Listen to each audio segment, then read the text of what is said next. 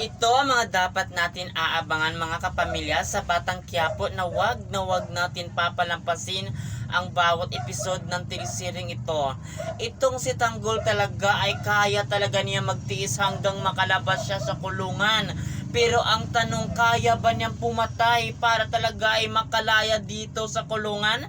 Kaya naman mga kapamilya, abangan natin ito kasi nga kaliwat kanan talaga maging kalaban ni Tanggol, lalo na itong si Olga na talagang balak ni Olga na patayin ito si Tanggol, kasi itong si Tanggol anak ni Ramon na talagang kinaiinisan, na talagang kinamuhian ni Olga. Kaya abangan natin yan mga kapamilya kung magtatagumpay nga ba talaga itong si Olga sa pagpatay dito kay Tanggol, at kung malaman ito ni Ramon na ito palang si Olga ay tinangkaan niyang patay itong si Tanggol na niya, ano kaya ang kayang gawin ni Ramon dito sa kapatid niyang traitor na si Olga? Kaya ang lahat ng ito mga kapamilya ay aabangan natin sa Batang Quiapo, sapagkat mababaliktad ang buhay nila. Ang dating inapi ngayon ay lalaban na, kaya humanda talaga ang mga taong ng api dito kay Tanggol, sapagkat may gagawin talaga siya na dapat pagsisihan ng mga taong ng api at ng abuso sa kabaitan ni Tanggol. Kaya ang lahat ng ito kapamilya